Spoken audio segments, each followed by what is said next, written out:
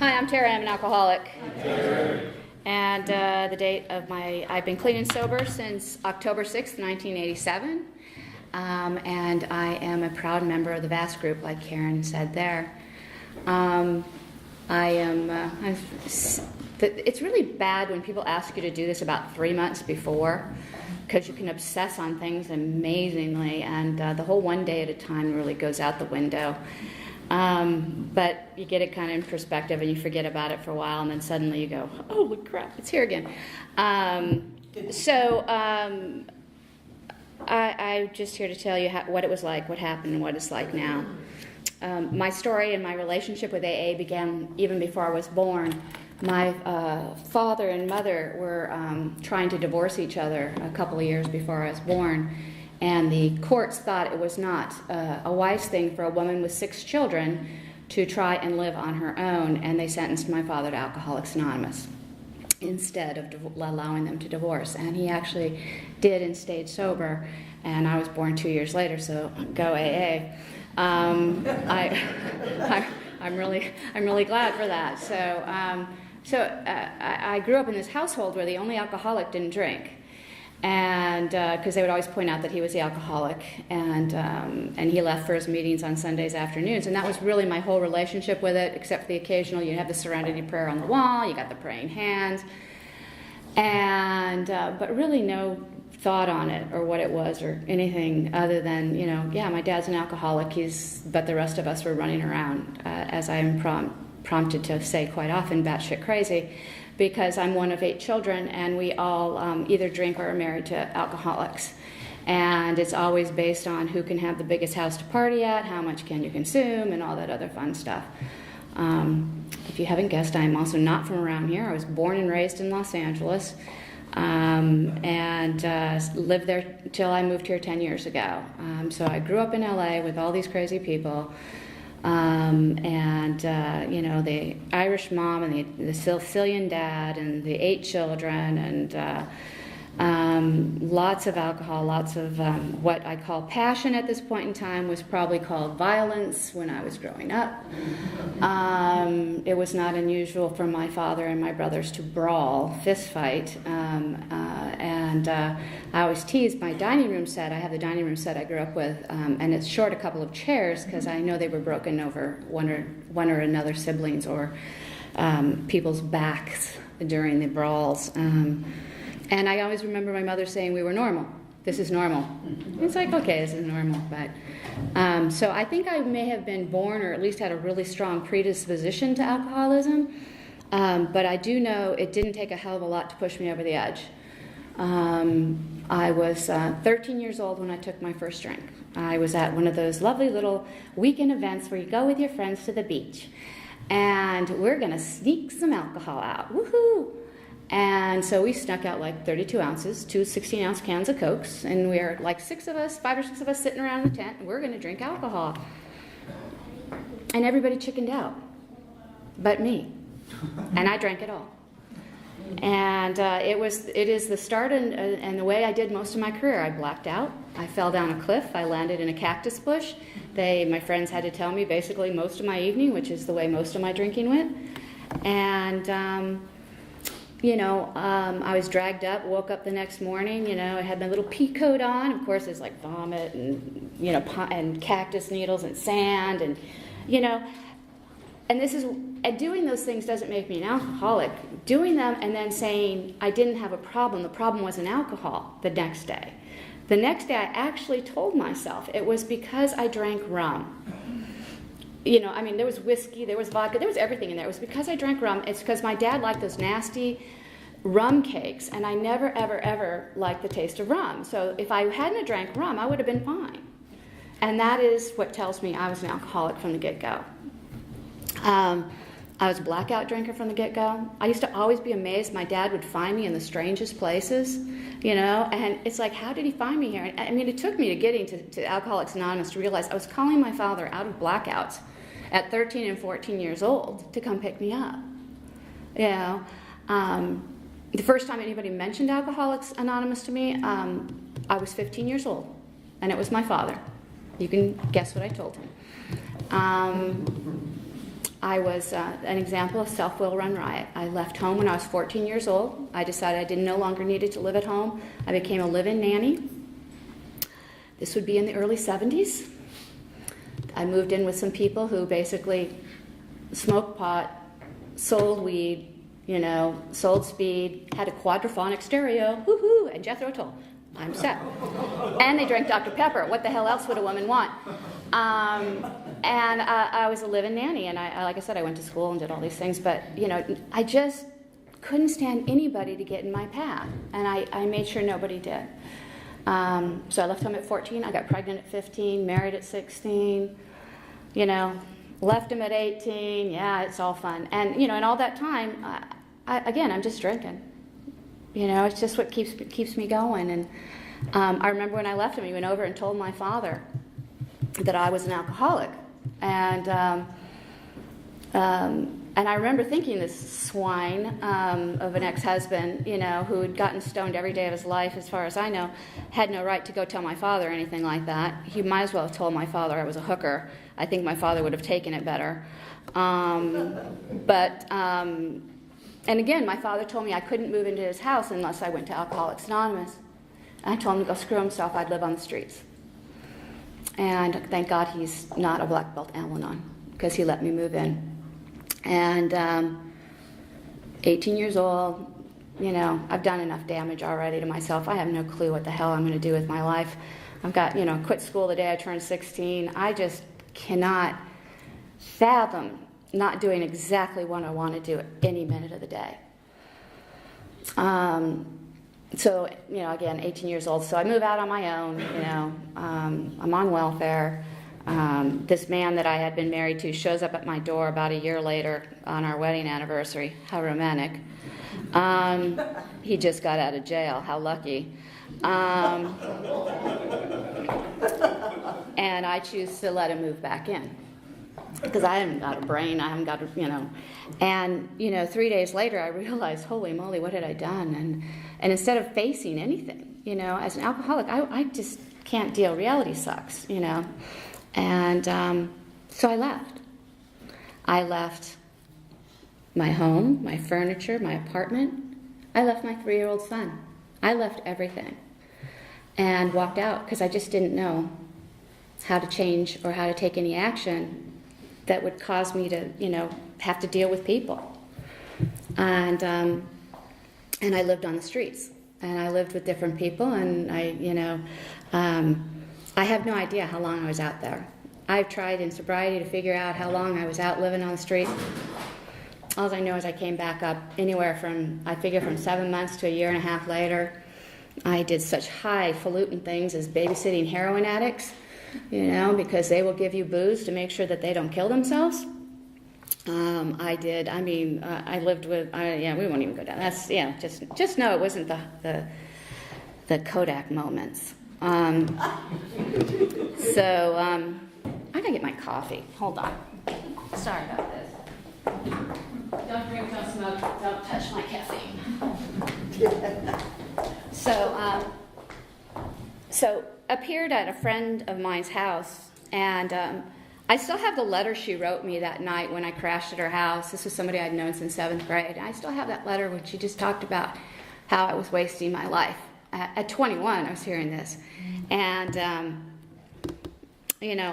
I couldn't fathom. I still couldn't fathom that alcohol was a problem. I can even tell you, until the day I got here, I really had a very difficult time fathoming anything that alcohol was my problem. My problem was everybody else, and people not doing what I wanted them to do immediately. And so I surfaced, and for some reason I kind of became somewhat, I want to call I won't say a law-abiding citizen, but I tried to exist in the world. Tried to get along with things, and I got a job. And I worked, and eventually I actually got that son back that I had abandoned, and life kind of went on for a while, and I was one of those people who had a couple of drinks before they left for the bar, and then walking into the bar, you think you look really great, you've done it up, you look in the mirror, make sure everything's all together.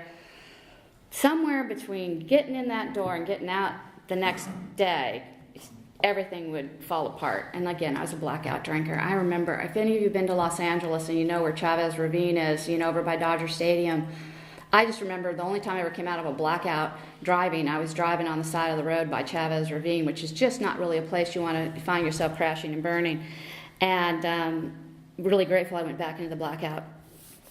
But, I just kept drinking like that for a long time. I always think of it, sounds so silly. There was a cartoon. I used to cut out cartoons all the time. I love to laugh. So I'd cut out all these different cartoons. And the cartoon that I thought kind of epitomized my days of drinking and in the bars was this image. It was this man and the woman, and they're in bed, and their backs are to each other, and the covers are pulled up, and they're sharing the same thought. And it says, "Dear God, let me be home alone in my own bed." And that was my drinking career. It's like I found myself in places I shouldn't be. I found myself with people I shouldn't be. I found myself in places I didn't even know where I was. And I would have to call my friends to say, "Do you know where my car is? Do you know where I am? Where'd you leave me?" Long before cell phones, sitting in the payphones going, who do I call? Who's going to come get me? And, I just thought that's the way you lived your life. I can't say that I thought I was miserable. I can't say I thought, I just thought this is how everybody else did this, some things changed when I was 25. The big thing that, and I share this as I can't even say it's a cautionary tale because I didn't even take the caution myself. My father, who at that point in time was 27 years sober, committed suicide. Walked in the backyard and hung himself, and hadn't had a drink or anything, but he hadn't been to a meeting in a long time. And I know he was in a lot of pain, and I know a lot of different things about it, but I just know, whatever it was, and only I didn't get, I didn't know all you people and all this stuff at that time, but I went to his funeral, and my usual, daily diet of vodka and Valium, and you guys were all there. I don't know, you get here and you find out how the grapevine works. It's like I didn't know my dad had this many friends. And all I can remember them is people coming up and hugging me, and I was not huggable, and I did not want people to hug me, and I was not lovable, and I did not want people to love me, and I really hated all of you. And I remember them coming up, and your dad meant so much to me, and he just helped me, and blah, blah, blah, blah, blah, blah, blah. And I could feel the anger and the rage, and because I'm really good at rage. And I feel the rage I felt for well, why didn't you save him, God damn it? And I carried a lot of that. I carried it all the way in the door here. Come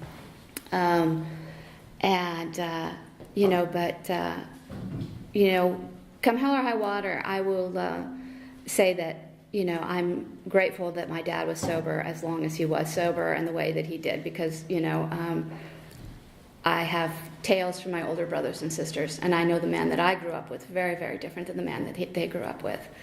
And, I don't know his reasons. That's just somebody else's tale at that point in time. And I'd love to tell you I got my act together and I lived happily ever after, but that isn't what happened when my dad died, and I actually got worse. And there came a point in time, that son of mine is, 9 years old at this point in time, and he's acting out and crazy stuff. And, another thing I do when everything is falling apart is I put other people into therapy. So I sent my son to therapy to try and figure that one out, figure out what's wrong with him, because it's him, not me. Couldn't possibly be his mother, his flaky, hideous mother who, I'll say more about this later, but one of the gifts of this program is learning as a mother to forgive myself for the actions I took to this child when he was growing up. But,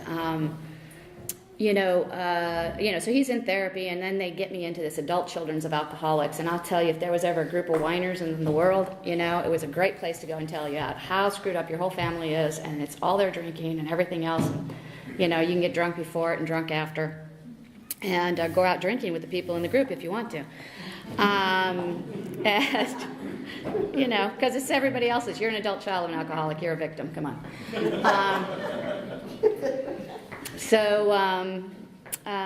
But somewhere in here, my son's therapist was a black belt Al-Anon. Understatement. And I owe her my life. Because one day when we were sitting there, she looked at me and she said, Terri, what would be so bad if you were an alcoholic? And I didn't have a response anymore. I couldn't think of a reason. And I think it was just bad timing on my part, because I think I could have come up with a reason on another time, but but she asked me, and I really couldn't come up with a reason. And, you know, my drinking, what had happened towards the end was so sad and pathetic because, you know, alcohol stopped working for me in so many ways. I couldn't get through a glass of wine without blacking out.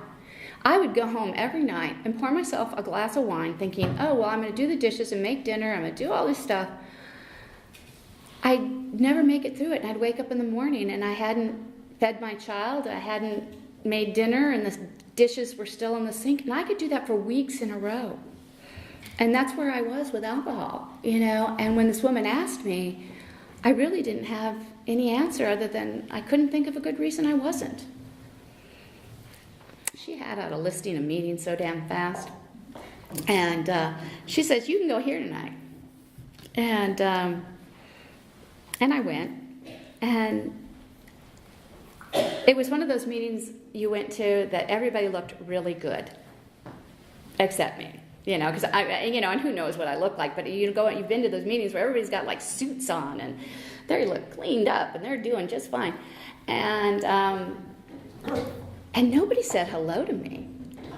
I was enraged. It was like, of course, I was probably the angriest person in the room, and I may have been a little bit hard to approach. But nobody said hello to me. But I loved it. It was a speaker meeting, and this guy made one point. He says, if you don't break the rules, you don't get in trouble. And I thought, what a unique freaking notion. Because I had lived my whole life. If I hadn't gotten caught, I hadn't broken the rules.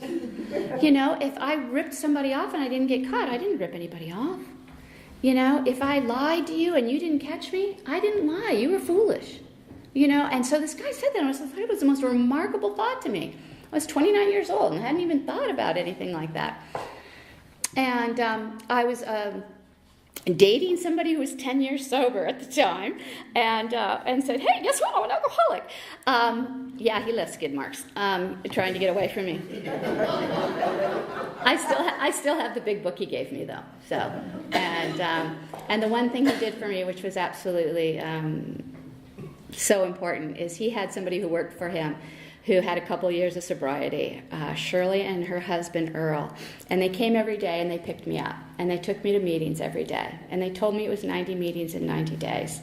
And they took me to a different place other than the place where everybody was all cleaned up and looking so nice. And I was so much more comfortable, and I'm forever grateful to the MWA Club in North Long Beach, which is one of those places that, you know, when they talk about cleaning ashtrays and all that stuff, these ashtrays were beyond getting cleaned. They were nasty.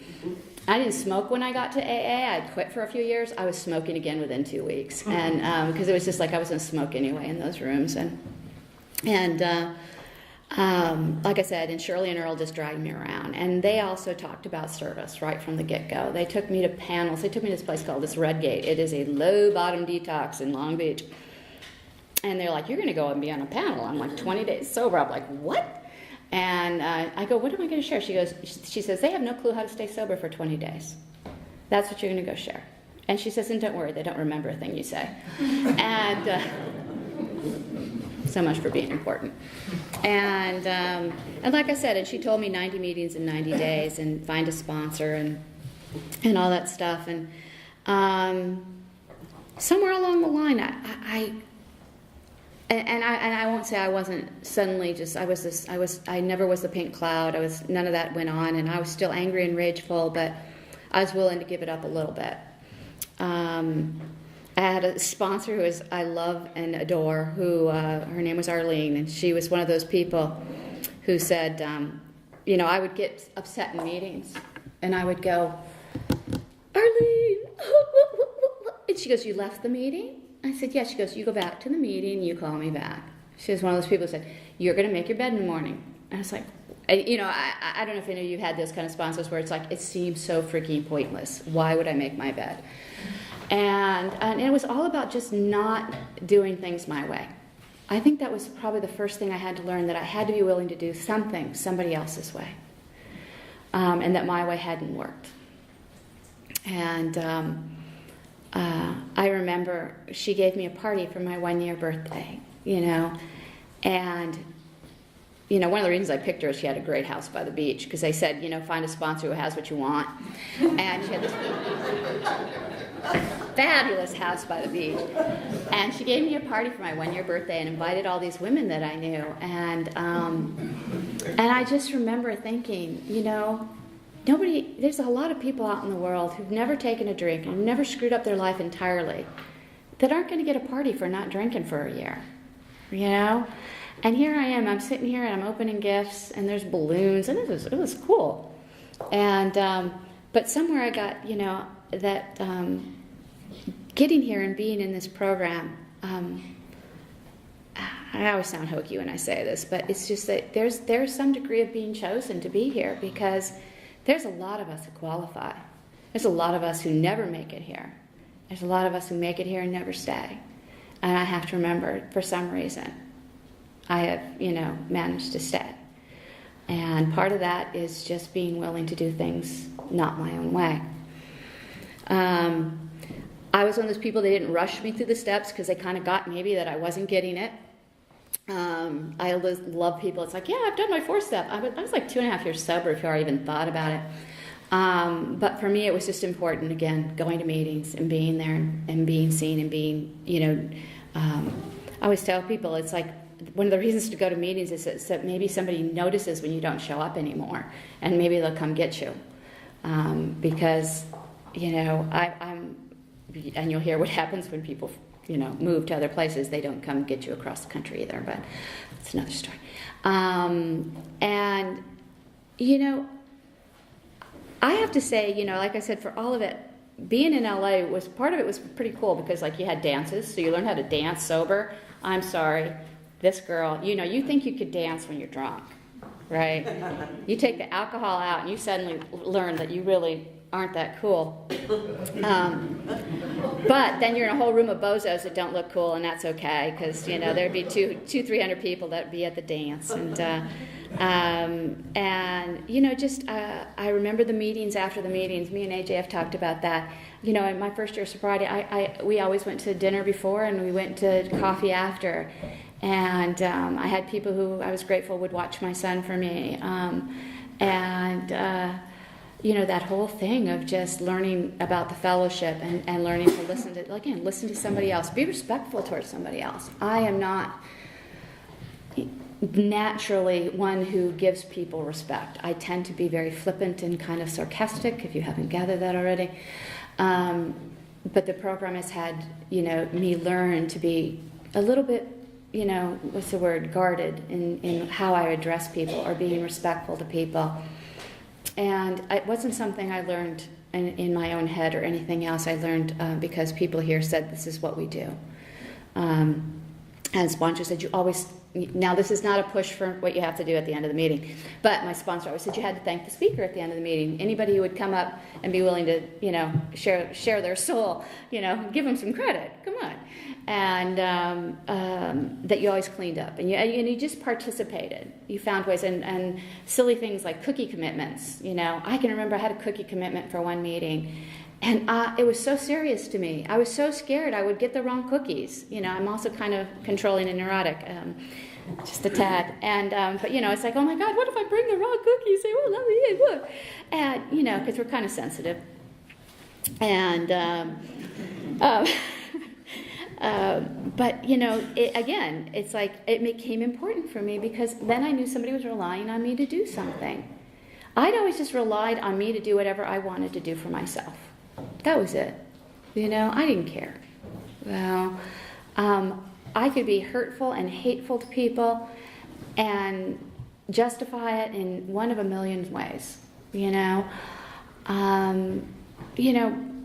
I'm watching the time here, because my later part of my sobriety is actually more interesting than anything, but because I was given so much. I lived in LA for, was sober in LA for 15 years, and I had I moved from one place to another, and I always have to tell this tale because that son of mine, who still makes my life very interesting at 37, he is, and was going in and out of either detoxes or mental institutions. And I was 2.5, 3 years sober. I'd moved to a new area so I could be close to my family. I don't know why. This child had broken out, for lack of a better term, of the mental institution he was in. He had put his arms through that thick glass with the barbed wire in it and had just torn himself up to shreds and, gashed, and he had to be fully sedated and taken to a full lockdown. And I count it as one of my worst days in sobriety, I really do, because I went to go see him in this full lockdown, and they hadn't changed his clothes. And he had blood all over him. And he was doing what I call the Thorazine shuffle. And he had started to pick the stitches out of his arms. And I walked up to him, and the only thing he said to me is, is mama. And I just remember thinking, at that point in time, what had I done? What had I done? And it's like, and we can go into that whole thing. There's lots of things I had done. What the people here had taught me is, on the worst day, you go to a meeting. No matter what, you go to a meeting. And I went to the meeting, and there was this kid that I was working with that he said, oh, you need to meet my mom, blah, blah, blah, blah. You'll love my mom. And he was, at that point in time, I was a financial analyst. I wore dresses every day, high heels. This kid had, the Misfits t-shirt, and this was 25 years ago or 22 years ago, and he's got all the piercings and all this other stuff, and we would be talking at work, and you've got to know people were wondering what the hell we were talking about.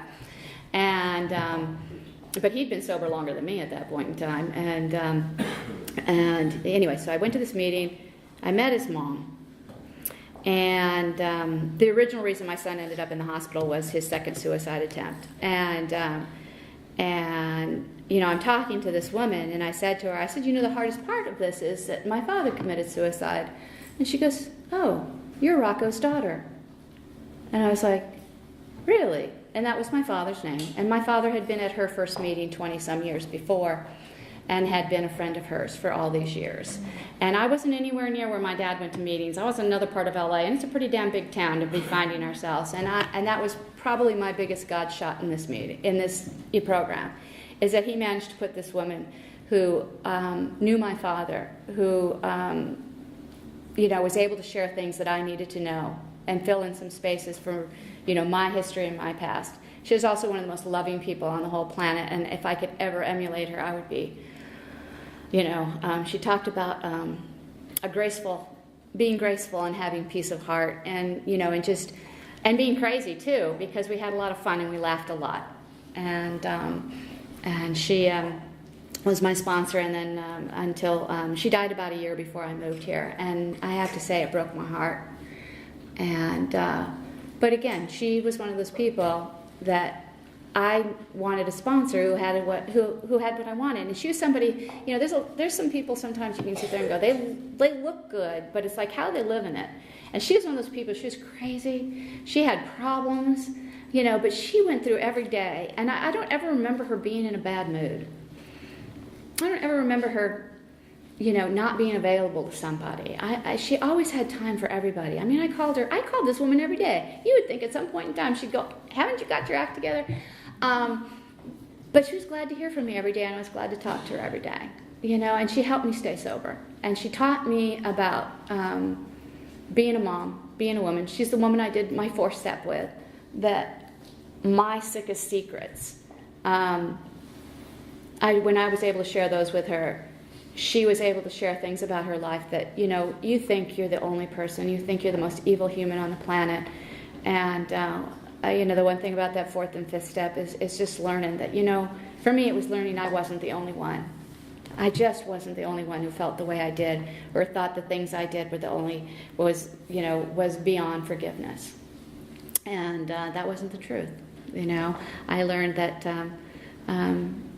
staying sober and doing the things this program has taught me to do helps me to, learn how to forgive myself and learn how to live hopefully as a somewhat, decent human being. And this is where I have to kind of look at what, you look back and you kind of go, what happened? I probably relied on her a little too much. Maybe, because I didn't find myself going to as many meetings after she died, and I just didn't find myself reaching out as much after she died. And then me and my husband moved here 10 years ago, and, we kept saying things like, we should go to a meeting. Mm-hmm. Yes, we should. Mm-hmm. Never found myself there. I went as far as driving to the outside into the parking lot of the Wilder building and still didn't go into a meeting. And I don't know what insanity it is that says to me, you had so much given to you when you were involved in working in the program, when you were doing the things they told you to do, when you were getting up in the morning and saying your prayers and, and working with other people and being, willing to be of service and everything else. And I came here and I just disconnected completely. I mean, I truly, truly disconnected. Of course, there's the excitement of moving here first. And my husband's a golfer. He's very happy. I'm not so much. But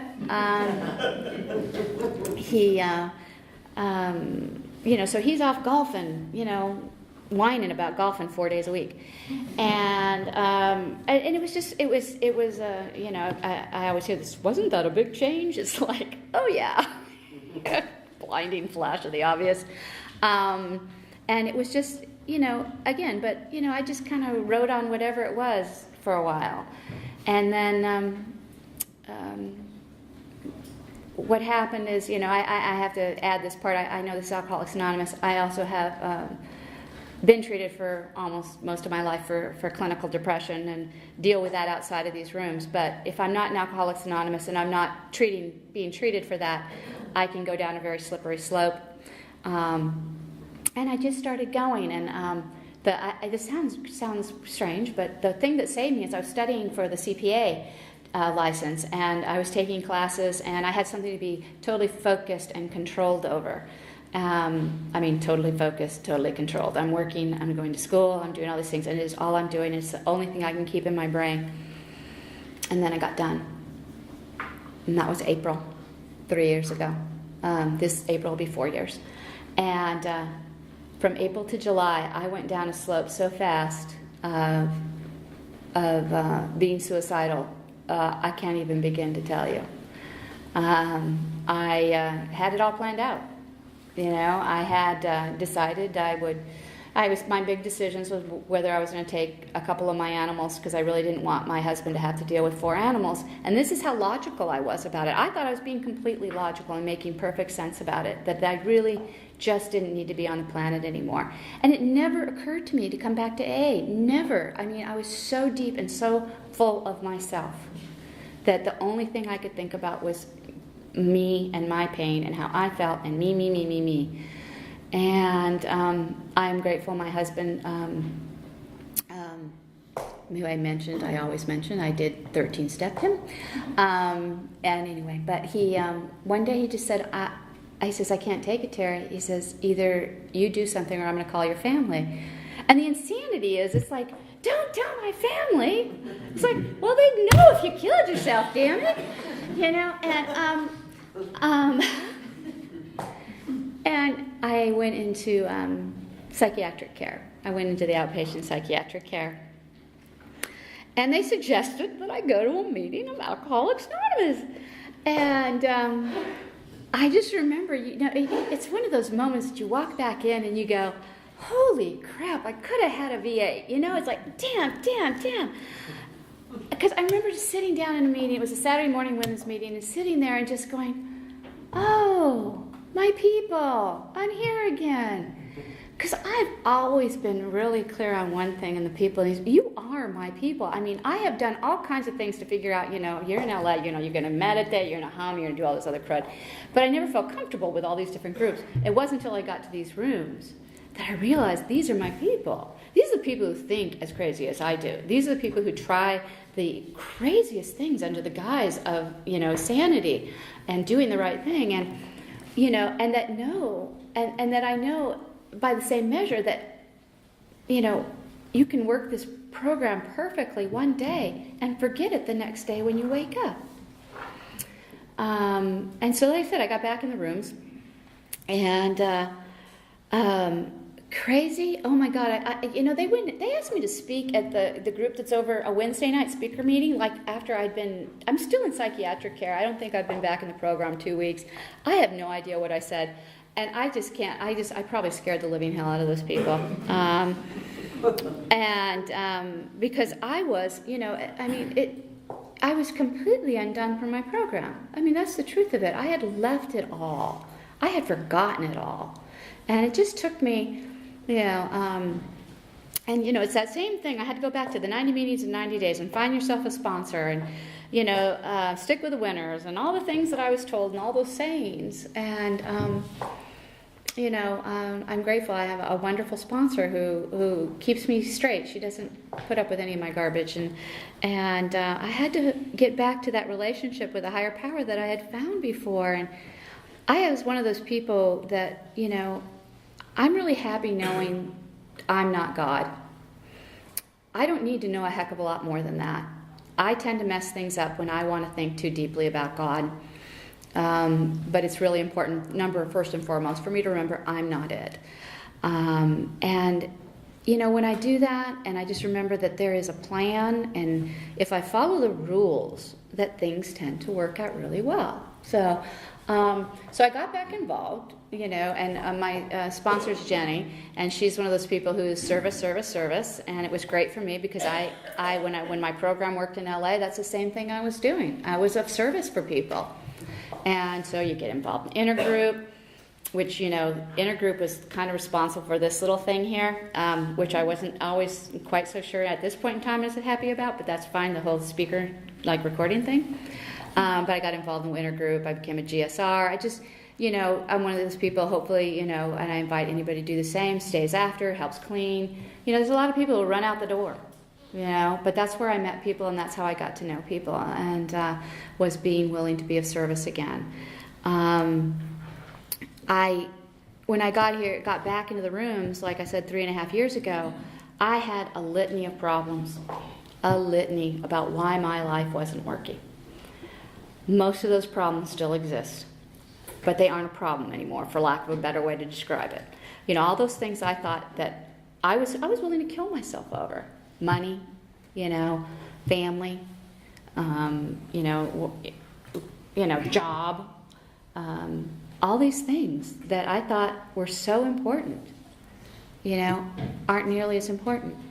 Like I said, and they aren't, I have to remember this, not that many things have changed, except for my attitude and my outlook, and the fact that I know if I suit up and show up on a daily basis, I'll be okay. I was trying, it's like I said, when you have enough time to think about coming up here and speak, it's deadly.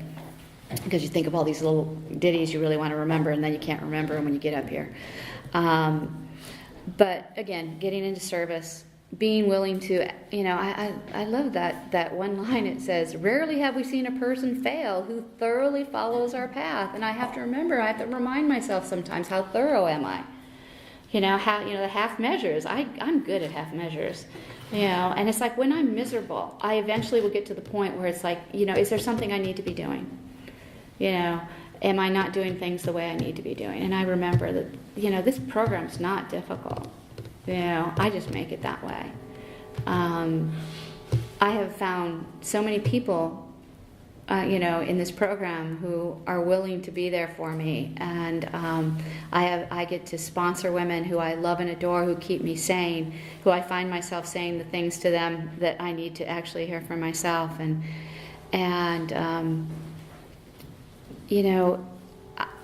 I hate using the word blessed sometimes because, but the fact that I did not drink, that I haven't had a drink for 25 years, for the way that I have done my sobriety, I must be, because I think about people who do, there's people who do everything right and it gets screwed up. I do everything backwards and it still works. And I always tell people, the only thing, the only thing I have done right in this program is I have not picked up the first drink. That is it. I said, I 13-stepped my husband. They said, oh, don't move, don't get involved, don't do this, don't do that. It's like, holy moly, I was the same crazy person that was out there. I probably did just as many of those in sobriety that I have done, that I did drinking. And the only difference is I had a way to deal with it afterwards. Before I would just run and do something else. Here I've learned to clean up my messes and hopefully not create any more. Can't say that's always true. That I'm accountable. That people know where to find me. They know how to reach me. I've learned, they're talking about service, just, being there, being available to other people. I mean, I wasn't available to anybody before. It's a good time here. I just don't want to, no soul saved after a certain time, I'm sure.